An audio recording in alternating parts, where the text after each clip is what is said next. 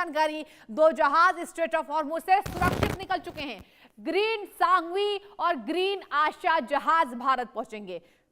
दोनों जहाज इसी हफ्ते भारत पहुंच जाएंगे। पश्चिम एशिया में चल रहे युद्ध और तनाव के बीच भारत के लिए राहत की खबर सामने आई है। एलपीजी गैस से भरे 2 भारतीय जहाज स्ट्रेट ऑफ हॉर्मुज को सुरक्षित पार कर चुके हैं। ये दोनों जहाज इसी हफ्ते भारत पहुंच जाएंगे। मंत्रालय के एडिशनल सेक्रेटरी मुकेश मंगल ने ये इंटर मिनिस्ट्रियल ब्रीफिंग में बताया है कि भारतीय फ्लैग वाले ये जहाज करीब 60,000 मीट्रिक टन से ज्यादा रसोई गैस लेकर आ रहे हैं। हालातों को देखते हुए समय में थोड़ा बदलाव हो सकता है। ग्रीन सांगवी में लगभग 46,000 मीट्रिक टन एलपीजी है और इस पर 25 भारतीय नाविक मौजूद हैं। और वहीं ग्रीन आशा 15,000 मीट्रिक टन गैस लेकर भारत पहुंच रहा है। जी हां, जिस पर 26 भारतीय नाविक सवार हैं। ये दोनों जहाज उन 16 भारतीय जहाजों का हिस्सा है जो अभी खाड़ी क्षेत्र में काम कर रहे हैं। तो देखिए, तनाव के माहौल के बीच भारत के लिए खुशखबरी दर्शकों, 2 जहाज भारत आ रहे हैं एलपीजी लेकर। 60,000 मीट्रिक टन यहां पर एलपीजी से भरे जहाज भारत पहुंच रहे सुरक्षित। स्ट्रेट ऑफ हॉर्मुज से सुरक्षित निकलना यह दिखाता है भारत सरकार की कूटनीति। जिस तरीके से ईरान ने भी कहा था कि हम भारत को संकट में पड़ने नहीं देंगे, और देखिए ईरान से भारत के अच्छे संबंध है। यही वजह है कि स्ट्रेट ऑफ हॉर्मुज में जहां ईरान ने बाकी कंट्रीज को पार करने नहीं दिए उनके जहाज, वहीं भारत के 2 जहाज वापस आ रहे हैं। और देखिए, पहले भी कई जहाजों को यहां पर ईरान ने जाने दिया था। जहां कई जहाजों को, बात की जाए अमेरिका और इजराइल की, ईरान ने साफ कहा कि अगर जहाज वहां से गुजरे तो हम जलाकर खाक कर देंगे। और इसी बीच आप समझिए, भारत सरकार जिस तरीके से कूटनीति को आगे बढ़ा रही थी, साफ तौर पर सरकार ने बोला कि हमारे लिए कोई खतरा नहीं है, पैनिक बाइंग नहीं करना है। और यही वजह है कि देखिए, स्ट्रेट ऑफ हॉर्मुज से ये जो खबरें आ रही हैं, 2 जहाज भारत आ रहे हैं। जी हां, ये बड़ी जानकारी, ये खुशखबरी है। और दोनों जहाज इसी हफ्ते भारत पहुंच जाएंगे। देखिए, टाइमलाइन भी दे दी गई है, इसी हफ्ते भारत पहुंचने की बड़ी जानकारी निकलकर सामने आ रही है। कहा जा रहा है कि और भी जहाज हैं जो अभी खाड़ी क्षेत्र में काम कर रहे हैं। तो एक के बाद एक लगातार ये जो भारत में पैनिक बाइंग लोग कर रहे थे, उस पर कहीं ना कहीं यहाँ पर रोक लगता नजर आएगा। देखिए, यहाँ पर जो आम लोग हैं, जो आम जनता है, वो ये सोच रही थी कि क्या हमें सिलेंडर नहीं मिलेगा। यहाँ पर एलपीजी को लेकर संकट हो रहे हैं, कालाबाजारी करने वालों के हौसले बुलंद थे।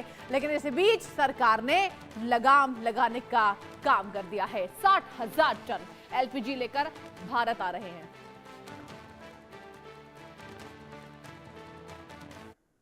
और चलिए, कुछ और जानकारी आपको हम देंगे ग्राफिक्स के माध्यम से कि आखिर मिडिल ईस्ट में जो युद्ध चल रहा है, कब कहां भारत के जो जहाज है वो पहुंचे हैं। जी हां, एलपीजी संकट के बीच देखिए, अगर बात की जाए यहां पर जो खबरें सामने आ रही है दर्शकों, देखिए मिडिल ईस्ट में युद्ध कब कब भारत पहुंचे जहाज। 16 मार्च ये जहाज गुजरात के मुद्रा पोर्ट पर आया था। जी हां, 16 मार्च की आपको घटना बता रहे हैं। 17 मार्च पर आते नंदा देवी जहाज 47,000 मीट्रिक टन एलपीजी लेकर भारत आया। आगे बढ़ेंगे, 17 मार्च को ही ये जहाज गुजरात के वाडीनार बंदरगाह पर पहुंचा था। जी हां, जहां जगलाट की 18 मार्च, देखिए तारीख, जगलाट की टैंकर यहां 81,000 मीट्रिक टन लेकर भारत आया।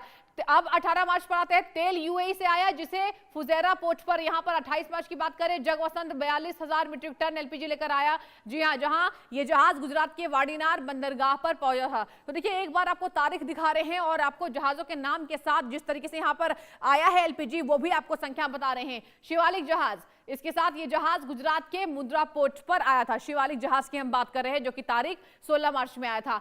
17 मार्च को Nanda Devi 47,000 metric ton LPG लेकर भारत आया। जी हां, नंदा देवी जहाज यहां पर, जिसके साथ ये जहाज गुजरात के वाडीनार बंदरगाह पर पहुंचा था। कुछ और जानकारी, जहाज का भारत आना क्यों बड़ी बात है, यह भी आपको हम ग्राफिक्स के माध्यम से समझाने की कोशिश करेंगे। अमेरिका और इजराइल ने 28 फरवरी 2026 को ईरान पर हमला किया। जी हां, जहाज का भारत आना क्यों बड़ी बात है, यह भी आपको समझना चाहिए, जिसमें कई सैन्य और परमाणु ठिकाने निशाना बने। युद्ध लगातार चल रहा है। जी हां, जहां supreme leader Ayatollah Ali Khamenei समेत कई मंत्री अधिकारी मारे गए, वहां पर टॉप कमांडर्स मार दिए गए थे।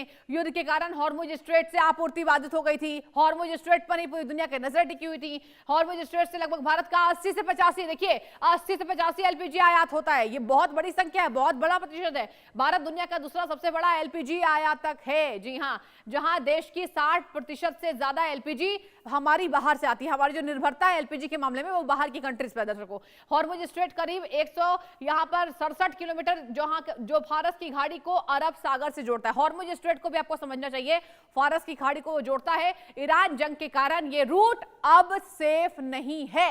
ये जो रूट है जहां से हम आयात करते थे, वो जो रूट है वो सुरक्षित नहीं है। और यही वजह है कि आपको हम देखिए, पढ़िए लाइन, जहाज का भारत आना क्यों बड़ी बात है, ये आपको हम समझाने की कोशिश कर रहे हैं। अब यहां पर एक्शन में सरकार है, ये भी आपको समझना पड़ेगा। 3 मार्च अमेरिका पश्चिम एशिया, यहां पर जिस तरीके से रिफाइनरी को एलपीजी उत्पादन बढ़ाने के निर्देश दिए गए थे, 9 मार्च को कहा गया था कि आप उत्पादन बढ़ाइए। ये हम आपको भारत सरकार की नीति बता रहे हैं। एक्शन में सरकार थी। 10 मार्च को रूस को 3 करोड़ बैरल और तेल के ऑर्डर दिए गए थे। आपको याद होगा कि जब पैनिक की स्थिति हुई तो रशिया को ऑर्डर दिए गए थे। 12 मार्च को कमर्शियल एलपीजी सप्लाई पर 20%। यहां पर 3 मार्च को आते हैं, अमेरिका पश्चिम अफ्रीका रूस से तेल का सौदा हुआ था। जी हां, इसके साथ ये जो सौदा है हमारी बाहरी कंट्रीज पर भी हुआ था, इसलिए सरकार कह रही थी कि हम केवल एक ही देश पर निर्भर नहीं है। आगे सुनिए, 9 मार्च रिफाइनरीज को यहां पर कहा गया था कि आप उत्पादन बढ़ाइए। 10 मार्च को रूस का 3 करोड़ बैरल और तेल के ऑर्डर मिले थे। तो ये तमाम जानकारी है कि एक्शन में आप देखिए भारत की सरकार, भारतीय सरकार किस तरीके से एक्शन मोड पर नजर आई इस जंग के बीच। एक एक करके आपको हमने तफ्तीश से ये पूरी जानकारी दे दी कि जहाज आना क्यों बड़ी बात है। इसके साथ एक्शन में सरकार, उत्पादन बढ़ाने के निर्देश दिए गए, पैनिक बाइंग ना करने को कहा गया, और ये तमाम तारीख ये दर्शाते हैं कि किस तरीके से भारत सरकार की स्ट्रैटेजी इस संकट के बीच में रही है। अब देखिए, कमर्शियल एलपीजी सप्लाई पर 20% यहां पर कैप। 12 मार्च की आपको हम घटना बता रहे हैं। 3 मार्च को क्या हुआ दर्शकों, अमेरिका पश्चिम अफ्रीका रूस से तेल का हमारा सौदा होता है भारत सरकार का। 9 मार्च को रिफाइनरीज को एलपीजी उत्पादन बढ़ाने के निर्देश दिए गए कि आप अपने एलपीजी उत्पादन को बढ़ा दीजिए, रिफाइनरीज को ये निर्देश दिए गए। 10 मार्च को लौटते हैं, रूस को 3 करोड़ बैरल और तेल के ऑर्डर दिए गए थे भारत सरकार के द्वारा रशिया को। जी हां, और रशिया पर भी हमारी डिपेंडेंसी थी, जहां बीच में ट्रंप ने इस बाबत यहां पर एक लाइन कही थी। बता दें आपको, 3 मार्च को लौटते हैं, अमेरिका पश्चिम अफ्रीका रूस से तेल का जो है सौदा हुआ था। तो ये जो आपको घटना बता रहे हैं, ये दिखा रहे हैं कि किस तरीके से भारत सरकार एक्शन में है। आगे बढ़ेंगे, ईरान युद्ध और हॉर्मुज स्ट्रेट पर बढ़ते तनाव के बीच देश में कहा जा रहा है एलपीजी संकट की चर्चा तेज है। लेकिन इसी बीच उत्तर प्रदेश के चंदौली जिले का एक गांव आत्मनिर्भरता की मिसाल बनकर सामने आया है।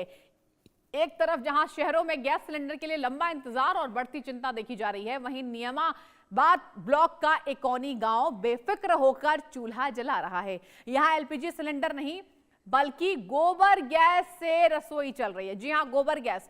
गांव में स्थापित बायोगैस प्लांट ने पूरी तस्वीर बदल कर रख दी है। पहले गांव में पशुओं से निकलने वाला गोबर बेकार चला जाता था, लेकिन अब उसी से गैस तैयार किया जा रहा है, पाइपलाइन के जरिए घर घर पहुंचाई जा रही है। इस व्यवस्था से न केवल ग्रामीणों को सस्ती गैस मिल रही है, बल्कि सिलेंडर की किल्लत का असर भी यहां नहीं दिखाई दे रहा है। गांव के इस मॉडल की खासियत यह है कि स्थानीय संसाधनों का इस्तेमाल कर ऊर्जा का स्थायी समाधान तैयार किया गया है। पशुपालन से निकलने वाले गोबर को बायोगैस प्लांट में डालकर गैस बनाई जाती है और फिर पाइपलाइन के जरिए सीधे घरों तक पहुंचाई जाती है। इससे ग्रामीणों को एलपीजी बुकिंग, इंतजार या महंगे दाम की चिंता नहीं रहती। गोबर गैस से खाना बनाने के साथ साथ पर्यावरण को भी फायदा मिल रहा है, क्योंकि इससे धुएं और प्रदूषण में कमी आती है। साथ ही प्लांट से निकलने वाली यहां पर बताया है स्लरी खेतों के लिए जैविक खाद का काम करती है, जिससे खेतों को भी लाभ मिलता है। तो देखिए, ये जो गांव है एकौनी गांव, ये मिसाल बनकर उभरा है जहां आत्मनिर्भरता देखने को